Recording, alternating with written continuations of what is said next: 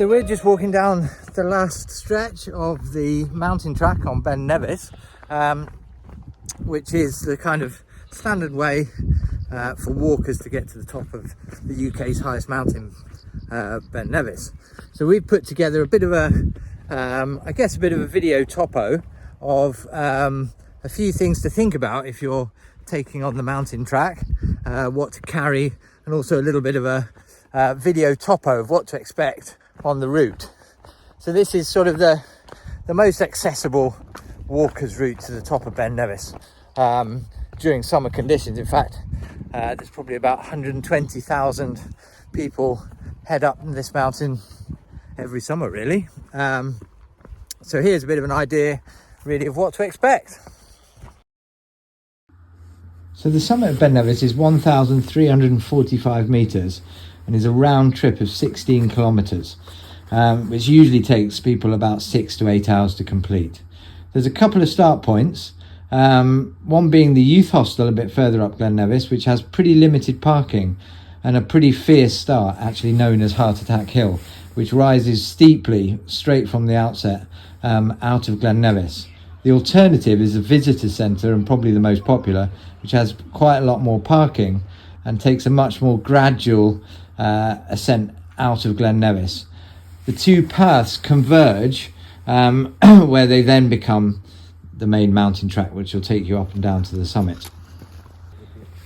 So from the junction, the path really just winds through a few rocky switchbacks as it comes round the side of Mellon-T, and then brings you up via one big zigzag and up onto a little plateauy area where you can see the halfway locken, as people refer to it, although in actual fact it's not halfway.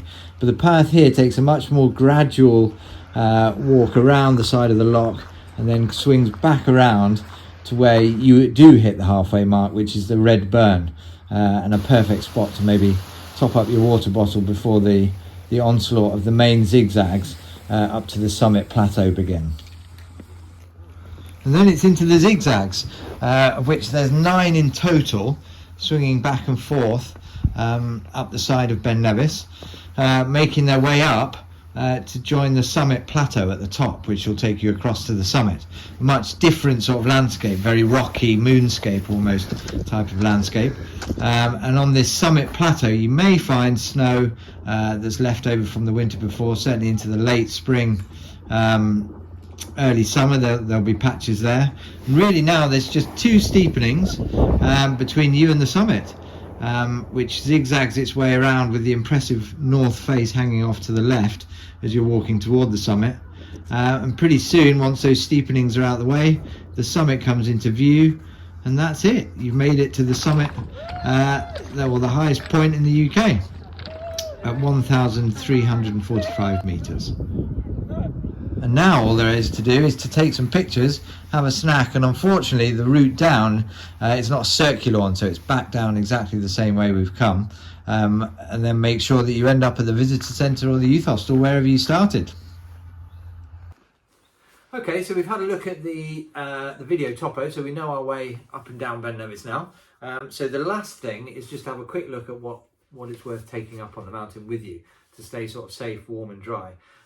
So in terms of kit, we want to take not too much, because that means we've got to carry it all the way up and down the mountain, but we don't want too little either, so we get sort of caught out in bad weather, unable to keep warm, etc. on the mountain. So not too much, but not too little either.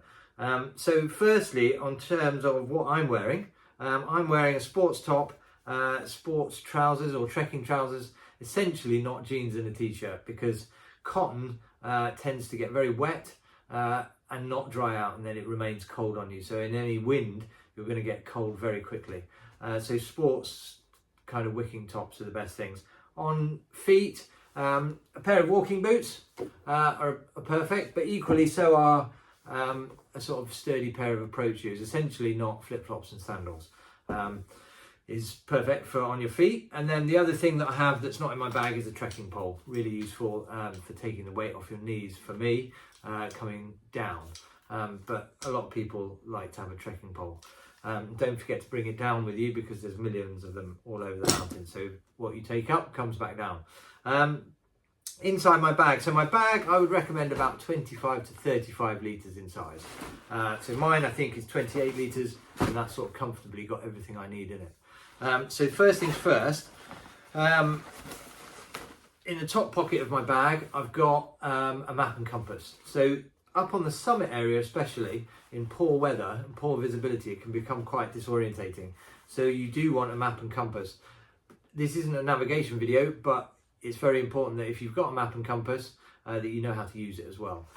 So that's maybe something to go away and learn. But the summit area in foul weather can quickly become very disorientating. So map and compass and knowledge as to how to use them. The other device that I've got, which I personally like for navigating as well as a map and compass, I've always got a map and compass, is to use OS Maps on my phone. But I can't show you my phone because I'm filming on it. But phone is also my communication device, so I've always got that with me as well. Good phone signal top to bottom on the mountain. So what else is in here? So I've got something to eat and drink. So I've got food, I've got my water bottle, and I can fill that up at the halfway point as well of the red burn, so I don't need to run out of water on the hill. I've got quite handy like a thin fleece top that I can pop on. As soon as I start to get a bit higher, it's going to get a bit cooler. Just to note, the temperature in Fort William and the temperature on the summit will vary by about 10 degrees. So it should be about 10 degrees less up on the summit. So I've got a thin fleece layer. I've got a hat and gloves, a pair of gloves and a hat. And then these sort of essential items that I'm going to really appreciate being dry when I want to put them on, hat and gloves, extra layers, I've popped in a dry bag so that they're dry for when I get to the top. They're quite expensive dry bags, and a plastic bag will do just the same. So if you just wrap it up in a plastic bag or a bin bag, it'll stay dry inside your bag. Just on top, I've got a small first aid kit, which really there's not too much I can fix in terms of injuries, but I can patch up some blisters, a plaster, and maybe clean up a wound. So I've got some antiseptic wipes, some plasters, and maybe some painkillers as well. But that's really about it.